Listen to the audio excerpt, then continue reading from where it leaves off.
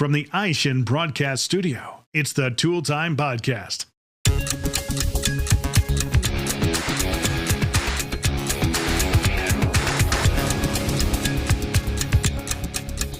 Hello and welcome to an all-new episode of the Tool Time Podcast. I'm Nadine Batat and I'm the editor of Tech Shop. And I'm Eric Garba, ASE Certified Master Automobile Technician. Eric, what's up? What's going on, Nadine? Welcome back to the studio. I think we've got another great episode coming today. I think we do. This is going to be awesome. Yes, so today's actually a sponsored episode. Today's sponsor is our garage equipment titan, Atlas Automotive Equipment. Find quality car lifts, tire changers, wheel balancers, and much more on atlasautoequipment.com. Speaking of garage equipment, today joining us, we've got a major car enthusiast, Willie B. Are you excited? Awesome. I am excited. Willie is involved with ISN and Two Guys Garage, and he's just going to talk about a lot of the products that he's using in his everyday, how he got involved with Two Guys Garage and ISN, and a little bit about a program that he's involved with that's called Cars for Christmas. So Are you ready to get started? I'm ready to get started. Let's do it. Let's do this. Willie, thank you so much again for joining us. Eric and I are super excited to get started. And, we got to know from the start, we got to start big. Tell us about your involvement with Two Guys Garage and how that all began. It's such a wild story because, let's go back before Two Guys. In 2008, I'm just a street racer here in Colorado. So you guys should know I do a radio show for you youngsters. You're probably like, what's radio? But I do a rock radio morning show. I've been doing it for decades in here in Colorado. It's kind of amazing. I've been at one radio station for now for 31 years, as crazy as that seems. Awesome. Which means I probably started when I was 3, in case you're curious. Yes. But I do morning radio, and I was always a car guy. So when Pink's All Out, if you guys remember, go back to 2007, 2008, the iPhone just came out. So did Pink's All Out.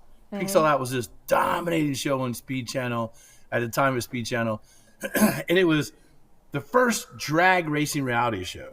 Now there's plenty of them, but that was the first one.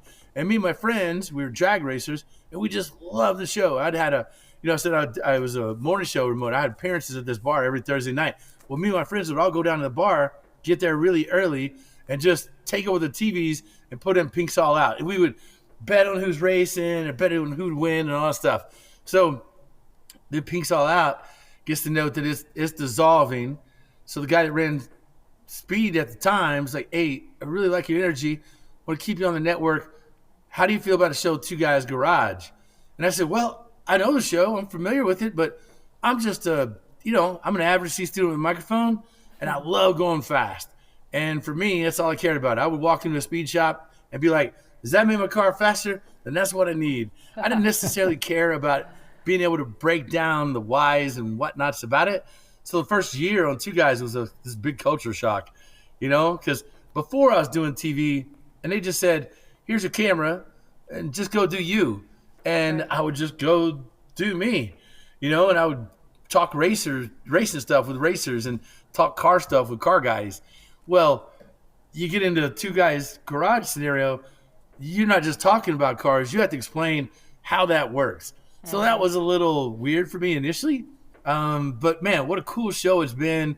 What an epic series to be a part of. It's the longest, how crazy is this? It's the longest running automotive repair show ever. It's the longest one in the history of broadcasting. It's 24 years, I think it's gone now without missing a season.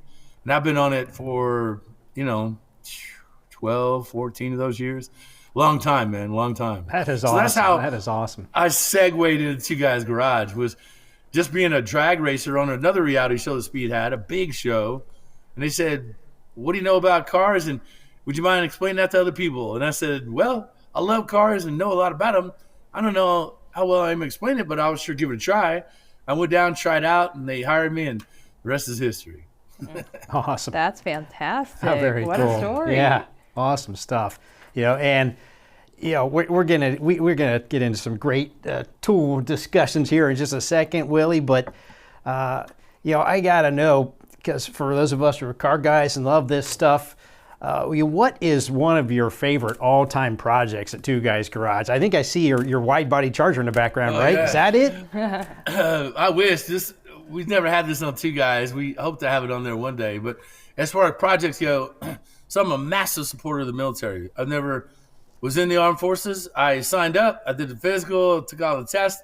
And right about the time my papa kept pushing me to go to the military, Marines, Simplify, I got a full-time job in radio. I was doing radio when I was like 15, 16 years old in my little town in Kentucky. So I got offered full-time, and I kind of went that path. And I've never looked back. And radio's always been a big passion of mine. But on the Two Guys, you asked the coolest thing I've ever built project-wise, Eric. And that project was for a military guy who he was a global war on terror, what they call a GWAT guy, and he lost his legs in an IED explosion. And so here's this guy. This is no joke. He comes down, and I'd just done a turbo on my Corvette at the time, so I was doing a turbo on his, and I was doing a turbo in the back. And this guy gets out of his wheelchair, and he's scooting on the ground with me, help me wrench on cars. Oh my! And here's the man gosh. with half his arm gone on this side, so he get limited access to his fingers, but his right hand was still legit. No legs, but this guy was helping me work on his car. I put paddle controls on it so he could control everything with his hands. I watched this guy who, you're an alpha male if you're in the armed forces, especially where this guy was. For sure. Watching him get in that Corvette and drive it for the first time since he got back was probably one of the most amazing things. It's similar to my Cars for Christmas program. It really is. Watching him be able to jump in that car and drive it after not being able to for a decade was really rewarding. Probably the coolest project on Two Guys I've done. That is cool. What a great story. That is cool. Yeah. So that is awesome. And so getting into this, you're building these awesome cars and you're having a great time there. What is equipment wise? You're going to have some great stuff. Shop equipment. Oh, what do you set up with there? Lifts and compressors, and tell us a little bit about that. So really, it was wild, man. When I first started doing cars, and working on cars, I had the normal stuff that normal performance guys are into. And mine has got the normal stuff most car guys would have. All the sockets, ratchets, wrenches, screwdrivers, all that stuff. But, I'm performance based. So I have things like, a nitrous flow station. I have a lot of boost testing, apparatus. But I do another program, which I know we're going to get into here in a minute, called Cars for Christmas. And my tool need really was here, centric to performance and racing. And then when I started my Cars for Christmas program, it really expanded to my tools, being out here, because now I work on every make, every model, fix up a ton of cars. I do everything on cars nowadays. So when you have every make, every model, and you're giving away, 30 to 50 cars a year, you're going to service everything.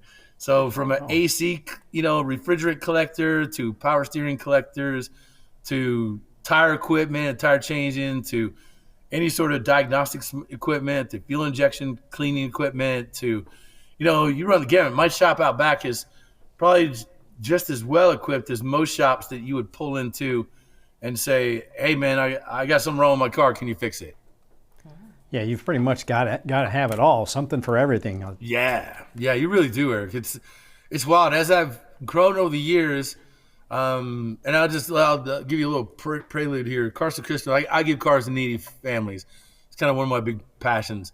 Awesome. And in doing that, I've learned that every make and every model is just a little bit different, but tools are the absolute key to getting jobs done quickly, correctly, and where they don't come back into the shop. If you own a shop, the last thing you want to see is a return customer for the same job. And time is money. Everybody knows that. Yeah. Definitely. So you got to get thing.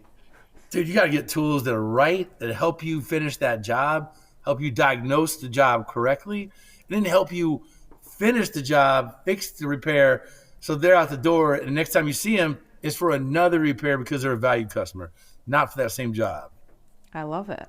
That's a great philosophy. Now, of course, we've got large equipment, but then we've got smaller hand tools. Is there a specific hand tool or a group of them that you feel like you cannot live without and you work with them every single day? There's a handful of must-haves. Some of my must-haves, a couple years ago, I was doing this thing for Monster Tools. They were doing this big release, and I got to be the Monster Tool guy for a minute. And I got a set of long ratcheting box-end wrenches. Now, let me tell you, you would not believe how often you're going to use long wrenches with a ratcheting head on it. Like, I use them every day. Every day Wow. I use them. I've actually torn up 2 of the 6 that were in the pack. Those are awesome wrenches. I mean, I've got a set in my toolbox, the 0 degree offset. I don't know if the set you've got, but I mean, those things are super handy. Very And nice. you probably have set too, right, Nadine? No, I'm not that too handy. You need 'em. Eventually, for sure. It's something, a tool you don't know that you'll use constantly. It is. Absolutely. Yeah, it really is. But there's a lot of tools like that in my shop, I use I use a lot of stuff over and over. Like, I got a tire machine recently from some great friends there at Atlas. And that thing, for me, giving away 30 cars, every car needs 4 or 5 things. Every car I give away needs batteries. Now, you think about this, you think about what are the most consumable commodities on a car. Things that when you're on your budget line and you can't afford groceries or keep the power on, but you're not going to address with your car, typically they're brakes, batteries, tires, windshield wipers, right? Those items you're always going to need.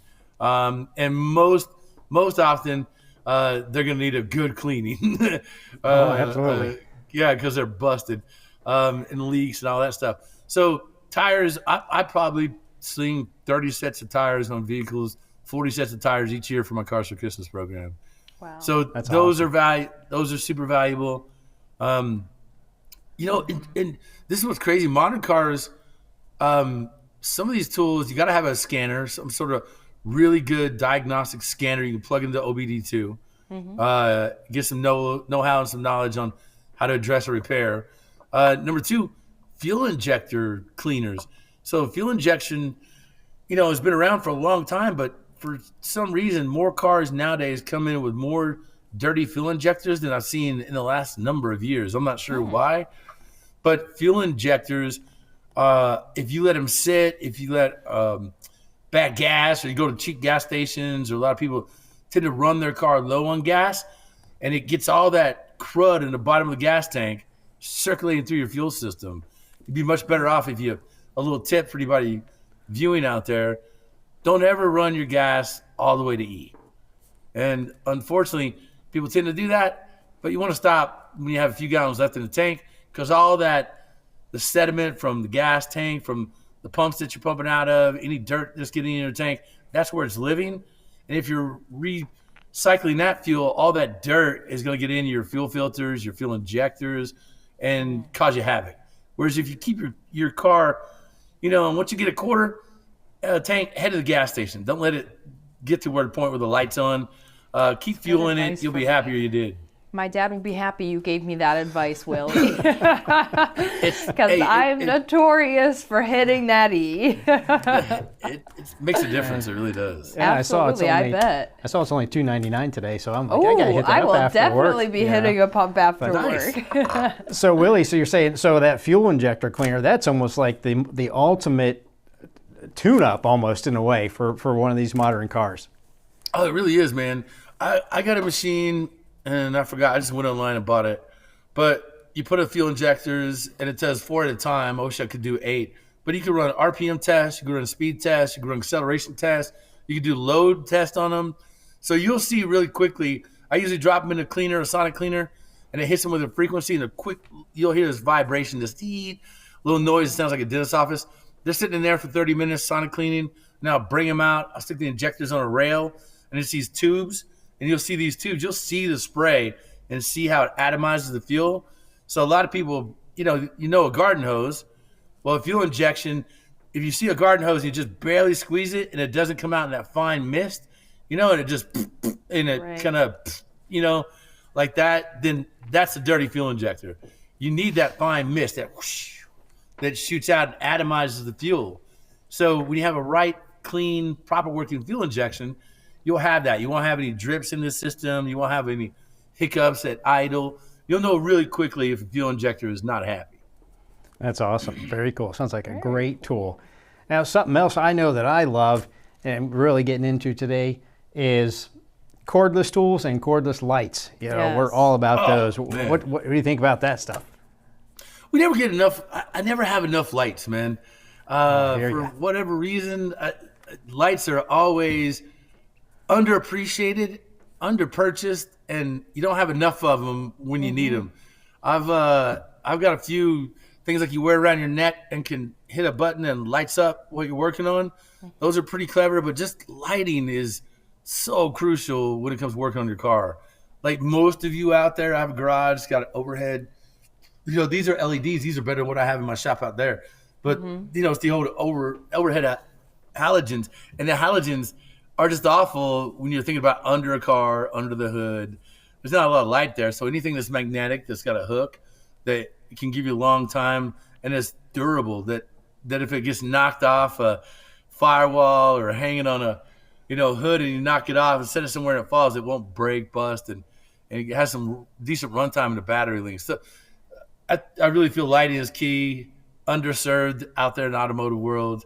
And you know what else is kind of wild, man? But nobody has a good, in my opinion, fender covers anymore, a way to protect the rest of the car while you're working on it as much as it used to be a thing.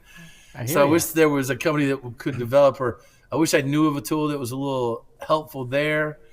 Just trying to think of other things around the shop that we use. You know, ratcheting gear wrenches and anything that could help you get in a hard to fit, you know, area. Nowadays cars are the packaging is so tight. It's really tough to get in and work on them. It is, you know, and they used to have these, you know, back in the day, these cars, they had big wide fenders in the front, and the fender covers were designed to fit right over them, kind of like the Charger there, you know. But now there's hardly any fenders now, and they give you this little cloth every time you turn around, it's lying on the floor, and you're like, what's going on, you know? But that's a really good point. Presented from the Ishin Broadcast Studio at Babcock's Media. I swear, man, tools can make things so easier. I had a timing belt holder on a, can't remember the car I was doing, but it just so happened the timing belt holder was worked perfect for the car. And I was imagining how difficult that would be to hold several gears in a time position. You have one little keyway here, it's got a dot in it. You got to match up to another keyway way down here with a dot in it, and you can't let these move. I mean, not even a millimeter. They can't even clock any way whatsoever. And you got valve train trying to move them. You got spring load trying to move them. So to keep those things locked in place while you're changing a timing chain or you're doing any repairs there, it's crucial. So little tools go a long way in making the job become much easier and much less of a headache than what it can be if you don't have the right tools. Absolutely. And when it comes to specialty tools, there's a lot out there, and I feel like, you know, in the type of work that you're doing, is there anything specific that comes to mind that you just, again, cannot live without in your shop when it comes to specialty tools? A good scanner. Most people don't realize the importance of a good scanner. Scanners are insanely expensive nowadays, but what you don't realize is all the knowledge that the mechanics, the people that are working on your car, have to buy and have to update. You know, for a lot of people, they don't realize, like, I have a Bosch AD625, I think it is, scanner. That's a $6,000 or $7,000 scanner. I pay $1,200 a month or $1,200 a year just to re-up my subscription. So that when you go in, for those that don't know, if you go in your car, plug it in your OBD2 port, it will link up your computer screen on that you have on. You'll see a mechanic walk around. He's touching, you know, computer screen as your car's doing weird things because it's Bluetooth, and he can do a diagnostic on your car right there while it's running.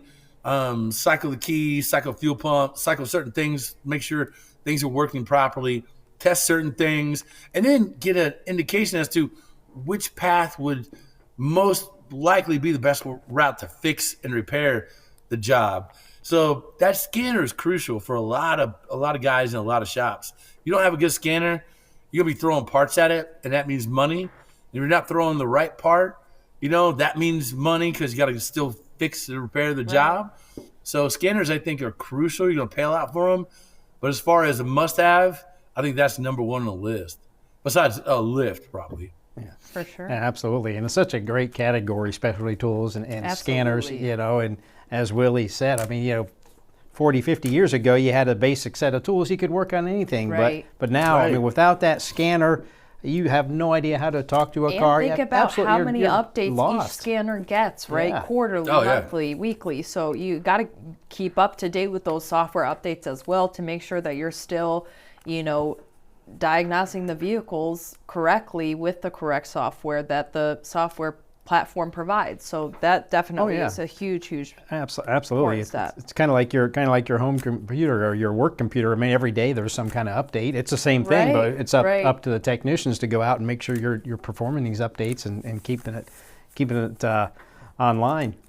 I don't know if there's a more valuable tool because you could do contribution tests. You could do things that allow you to fix and get a good indication as to what the repair is going to involve, just right there with your scanner. So number one tool, that and a lift, I think are right there hand in hand. You got to have a lift, man. Everybody needs a lift. It's just a must have in any car person's.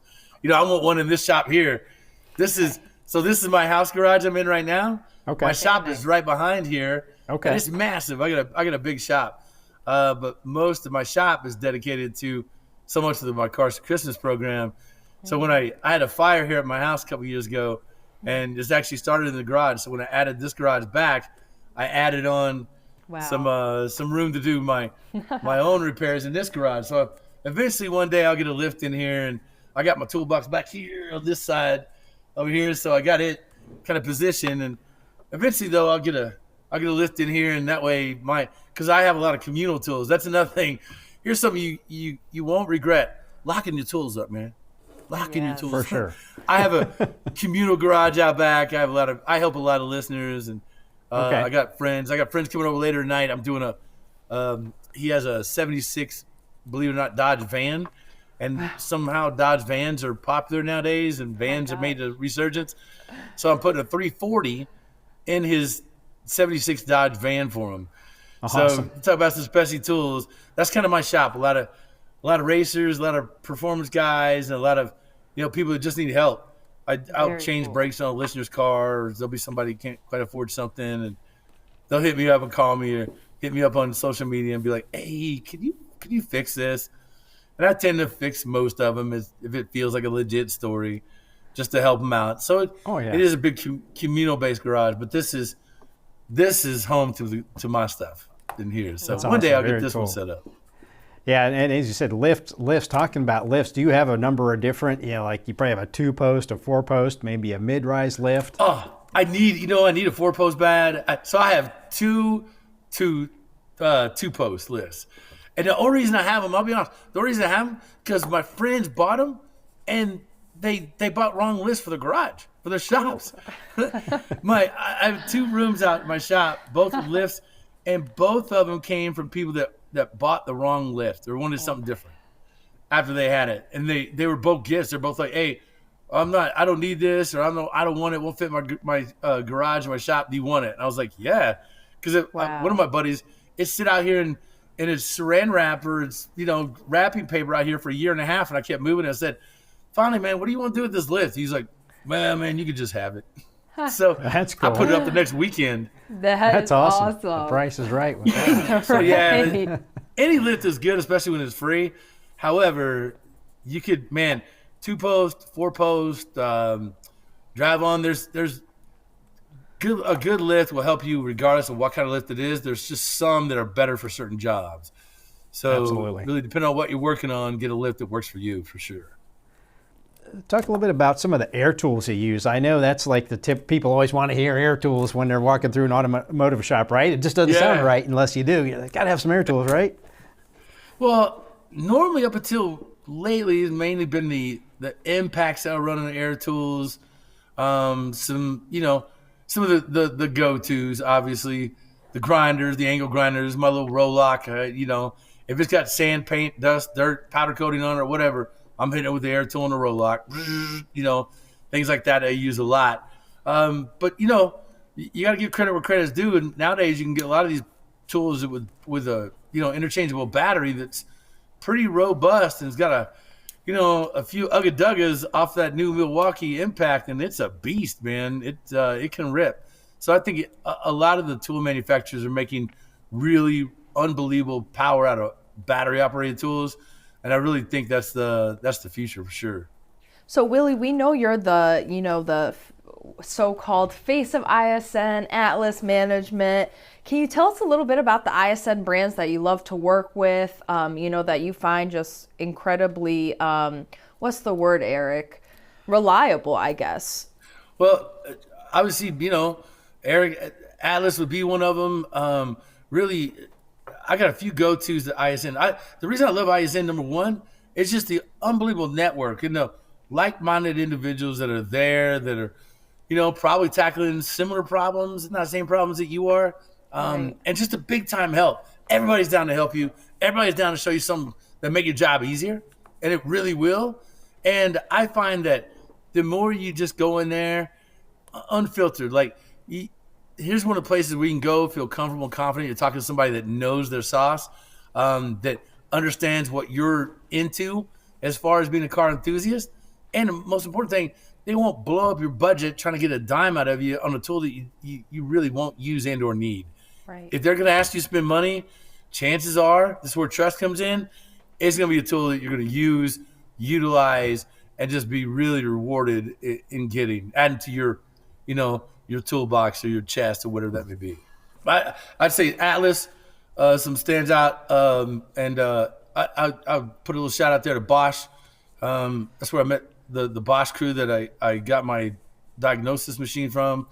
But it's been really incredible. Everybody I've ever reached out to, and this is why I say it's just a great group of people. Everybody I've ever reached out to has been absolutely 100% down to help on anything. Never expected, but it's oftentimes the case, and more than not, it's just it's always been a very beneficial spot to be, relationships to make, and networking to boost out of your shop, your business, and your your tool purchasing power. Being able to get the right tool for the right job, that's immense, man. That's important. Absolutely, that is awesome. Very cool. Definitely. And I think too, if the ISN, if you're really looking, you want to look around for tools or see what's out there, they have the tool web. Is that something you use, Willie? Now, tell me about that. What is the tool web? It's basically their website where you can just go and look at all their different tools and see what they've got. It has all their brands. Okay, yeah, I have seen that before. Yeah. Yeah, it's just a really cool resource. Very nice. That's really cool. I actually didn't know about that, Eric. It's amazing to see that many, because everybody. So if chances are, if you're a guy and you're into this car thing, then you're a big fan of tools. Absolutely. That's the way it is. Tools are, they yield such power when it's the right tool, for a crazy job. Just imagine some of the jobs that we've all done. If you didn't have the right tool leading you to the problem and or issue, think about what you would have to do if you didn't have your diagnostics machine or your scanner, right? Oh, yeah. Just sling through, let's throw cam position sensor. Let's throw crank position sensor at it. Let's do this. Let's check that. Run the plug. You'd be there for days just throwing parts at a vehicle. But any tool you can get to make that time window of repair shorter, right, but still do the job efficiently, responsible, right, so the customer doesn't come back. But anytime you get a tool to aid in that repair, guess what? You're just putting money in your pocket and in the shop's pocket, which is what you want. Time is money in that world. And how many times have we all heard, Eric Nadine, you'll understand this, how many times nowadays do we hear, I can't find a qualified mechanic? Right. And just in the general public. Mechanics were one of the, I mentioned earlier, I do a radio show. I go to all kinds of websites and studies and, for my show prep, for what we're going to talk about on the show. And I saw the other day in Trades, it had listed, I think the question was posed as, how many people out there would offer up a quality mechanic or knew of a quality mechanic. And this was people in the trade. And I think the question was, do you know a quality or a good tradesperson, house repair person, mechanic, drywall person, electric person, plumbing person? It had all these trades listed down. Mechanic was 19%, meaning 19 out of 100 people could say respectfully that they knew of a good mechanic. That was one of the lowest on the trade. It was just above, ironically, veterinarian. But mechanic was the lowest of the trades. So something's going on in mechanics out there, meaning that they're not getting enough proper training, or these people aren't finding them, or just be honest, a good mechanic is hard to find nowadays. It really is. And you know what makes you a good mechanic? The tools to do the job correctly. Yep. Absolutely. Absolutely. Yeah, because there's no doubt on today's cars, outside of the scan tool, no matter what the procedure is, especially with engine and transmission work, you almost always need a certain number of specialty tools to get the job done. They're all just completely different. Absolutely. There's a little crimp on a Cadillac STSV on the underneath in the wiring underneath the seat. If you break that crimp, which they're known for, right? It's just a ground wire. All the interior electronics go bananas, and it will sit there and throw default codes and do weird things like that. And unless you have a tool, or unless you inherently know and done one before, you'll be fighting that problem forever. But the tool will list that as a plausible, benefit and repair for the job, for the issue that you're having. It's wild how you'll get led down these roads with certain tools that will help you fix and repair the problem. So encourage everybody out there. It's weird, but this is the time when you should be investing money in tools, because tools have never been better than what they are today. There's never been, a better tool that you could buy 10, 15 years ago. Chances are they didn't make half the tools they make now with the technology that's in there. But man, having the right tool, key to getting the job done correctly, and really upping that tool game. Nowadays, keeping up with the tools that will help you repair and fix jobs, that's key, because they're always changing. There's so many cool new tools out every year. It's mind blowing. You wouldn't think they can improve it, but they do. That's one of our biggest trending topics on the show is, there's a lot of new tools coming out every single year, and it's on the technicians to go out, learn about these tools. If they can acquire them in their shop, even better, because it's constantly changing and you want to keep up, especially in an industry like this where the cars are consistently being upgraded 100%. Year by year. Yeah, you have to upgrade your tools. Yeah, you can't just sit on the same old box of tools you had it has to be part of your regular investment in your career. Right. I think change can be scary, right? How many of us would still be sitting there with their standard AE ratchets? I got 9/16 and a half. I don't know if it's bigger or smaller than that. Hand me what's a 13? We'd all be stuck with that, with the old school, standard size and measurements and everything else. If you don't upgrade your tools, you know what you're doing? You're making a lot more work for yourself. And absolutely. Excellent attitude, and we absolutely agree. Definitely. Yeah. It's a headache. I've honestly taken jobs and repairs and cutting the time a car has been down in less than half. Other repairs, if you didn't have a scanner, oh man. Anybody that's got a, early 99 through 2009 F-250 knows you got to carry a Ford OEM, not a replaceable. You got to carry the Ford crank position sensor and a 10 millimeter socket, because you're going to need that every time it rains, or every time, you see that light come on, it won't start. Like, everybody just knows that. But if you don't have those tools and that diagnostics machine to point you in that direction, man, you could be throwing so many parts at it and wasting so much money and being down for so long, which equates to more money. So it's just smart to keep update on your tools, keep updated programs in your scanners, tools in your toolbox, and you'll have updated customers at your front door. Yep, absolutely. I love it.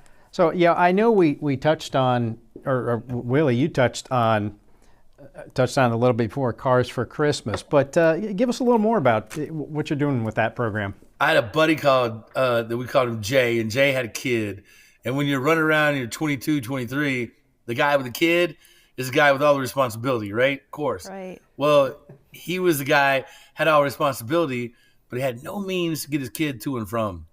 He had a hot rod that he blew up too many times, ended up selling it when his kid was due. So here was a guy that didn't have a vehicle. And so I watched this friend of mine not have a vehicle for about a year, just over a year. And then at the time, I just got a little promotion at work. I'd gone from doing nights to mornings. And I basically made a little bet with my boss to stop doing nights and come to mornings if I could get the ratings up. So that happened, and I had basically a means to get a newer truck. I'd bought an old pickup, and a Chevy S10 from a plumbing company, and they had overload springs in it. It had, the seats were worn out in it, but it's really stiff, and it was great for hauling a bunch of stuff because I could load it up and stuff. And I loved this little dumb white truck. I did a Mako paint job on it, the cheapest one I could do at the time. Dude, they painted the rim. Yeah, they painted like stickers. I had stickers in the bed of my truck. They didn't even take off the stickers. They just painted right over top of them. We ain't got time for, prepping. So, yeah, I got this truck painted white, and I gave it to my buddy Jay after seeing him go through this for about a year. I gave him this truck, and I watched instantaneously his world change. Like monumental paradigm change and shift into how he did things. So it got me thinking, and I was like, wow, if I gave that truck to a buddy and it made that big of a difference with his one child, wonder if I could, give away a couple cars each year. So it was a year I bought this place where I'm at now. I had a massive shop in the back of the house. So I saw another old beater truck I paid $400 or $500 for. I bought another truck from a buddy of mine that ran a pull yard, and he said a decent car came in. So I started buying a couple cars and just giving them away at Christmas. And I would have people just email me or send me a letter. And then that sprung into the Willie B Foundation, which is a 501c3. Before the pandemic, I was giving away 70 to 75 cars a year. Wow. I would literally have 6, honest God, in front of my driveway, I had 6 full semis loaded down with 10 cars on each of them. What there'd be like 60 cars. It'd be rolling. It was like a rolling car show. But I give cars to, a lot of single moms, people that, had a little struggle, were having trouble getting to and from, that had a job, that were taking care of their kids, but no means to get to and from. I've been doing that now for 22 years. I've been giving away cars. I've probably given away over 1,000 cars, probably 1,200, 1,500 cars. That is beautiful. Crazy. What a cool thing, for sure. That's amazing, and definitely something to be extremely proud of. And I'm so glad that we know about it, and we really appreciate the time that you spent with us today, Willie. This was absolutely fantastic. Absolutely. And it was great to get a sense of your world, what you like to work with, and it's very exciting to hear everything that you've been doing with Cars for Christmas as well. Seriously, a lot to be proud of with that. Wow, that was fantastic. What do you think, Eric? That was awesome. That was so fun. So much cool stuff. Willie, first of all, great personality. I can understand why he's, an influencer per se in the industry. Great personality, and I loved, hearing about the different tools that he uses on a day-to-day basis. And I feel like we're both on the same, all three of us are on the same page about needing to keep an eye out for the new tools out there, right, in the market, and how things are constantly being updated, being changed, even in the vehicles that we're working on alone.